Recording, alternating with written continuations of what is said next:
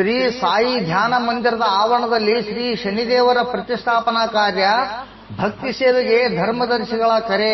ನಗರದ ಪಂಡಿತ್ ಸಿದ್ದರಾಮ ಜಂಬಲ್ದಿನ್ನಿ ರಂಗಮಂದಿರದ ಹಿಂಭಾಗ ಹಾಗೂ ಸಾರ್ವಜನಿಕ ಉದ್ಯಾನವನದ ಪಕ್ಕದಲ್ಲಿರುವಂತಹ ಶ್ರೀ ಸಾಯಿ ಧ್ಯಾನ ಮಂದಿರದ ಆವರಣದಲ್ಲಿ ಶ್ರೀ ಶನಿದೇವರ ದೇವಸ್ಥಾನ ಹಾಗೂ ಮಂಟಪದ ಕಟ್ಟಡವನ್ನು ನೂತನವಾಗಿ ನಿರ್ಮಿಸಲಾಗುತ್ತಿದ್ದು, ಶನಿ ಸಿಂಗಾಪುರದಿಂದ ಶಿಲಾಮೂರ್ತಿಯನ್ನು ಆಹ್ವಾನ ಮಾಡಿಕೊಂಡು ರಾಯಚೂರು ನಗರದ ಸರ್ವ ಸದ್ಭಕ್ತರಿಗೆ ಸಾಯಿಬಾಬಾ ದರ್ಶನದೊಂದಿಗೆ ಶನಿದೇವರ ದರ್ಶನ ಪಡೆದು ಕೃತಾರ್ಥರಾಗಲಿ ಎಂಬ ಉದ್ದೇಶದಿಂದ ಶನಿ ಭಗವಂತನ ಪ್ರತಿಷ್ಠಾಪನೆಯನ್ನು ಕೈಗೊಂಡಿದ್ದೇವೆ. ಸರ್ವ ಸದ್ಭಕ್ತರಿಗೂ ಶನಿದೇವರಿಗೆ ಎಣ್ಣೆ ಎರೆಯುವ ಸದಾವಕಾಶವನ್ನು ಮಾಡಿಕೊಡಲಾಗುವುದು.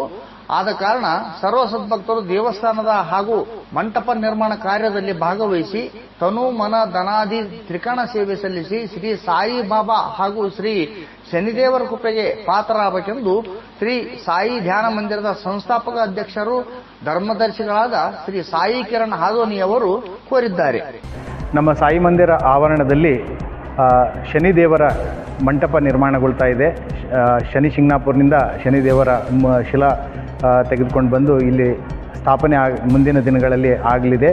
ಈ ಒಂದು ಕಟ್ಟಡ ನಿರ್ಮಾಣ ಕಾರ್ಯ ಪ್ರಾರಂಭಗೊಂಡಿದೆ.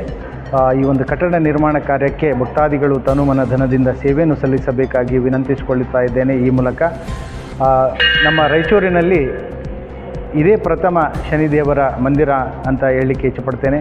ಏಕೆಂದರೆ ಭಾಳಷ್ಟು ಜನ ಶನಿದೇವರ ಮಂದಿರ ನಿರ್ಮಾಣ ಮಾಡಬೇಕಂದ್ರೆ ಹಿಂದೇಟಾಗ್ತಾರೆ ಅಂತೇಳಿ ಕೇಳಿಬಂದಿದೆ.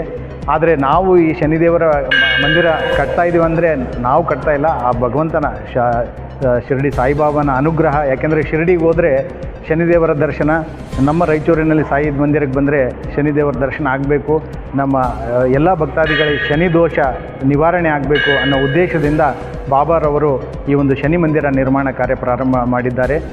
ಭಕ್ತಾದಿಗಳು ಈ ಒಂದು ಮಂದಿರಕ್ಕೆ ತನುಮನ ಧನದಿಂದ ಸೇವೆಯನ್ನು ಸಲ್ಲಿಸಬೇಕು ಹಾಗೂ ಈ ಒಂದು ಶನಿದೇವರಿಗೆ ಭಕ್ತಾದಿಗಳ ಕೈಯಿಂದಲೇ ಎಣ್ಣೆ ಹಾಕುವ ಒಂದು ಸೇವೆಯನ್ನು ಕಲ್ಪಿಸಿಕೊಡಲಾಗುವುದು. ಮುಂದಿನ ದಿನಗಳಲ್ಲಿ ಇದೇ ತಿಂಗಳು ಉದ್ಘಾಟನೆ ಮಾಡಬೇಕನ್ನೋ ಒಂದು ಉದ್ದೇಶದಿಂದ ನಾವು ಕಟ್ಟಡ ನಿರ್ಮಾಣ ಅತಿಶಯ ವೇಗದಲ್ಲಿ ಹೊಂಟಿದೆ. ಹಾಗಾಗಿ ಎಲ್ಲ ಭಕ್ತಾದಿಗಳು ಸೇವೆಯನ್ನು ಸಲ್ಲಿಸಬೇಕಾಗಿ ವಿನಂತಿಸಿಕೊಳ್ಳುತ್ತೇನೆ.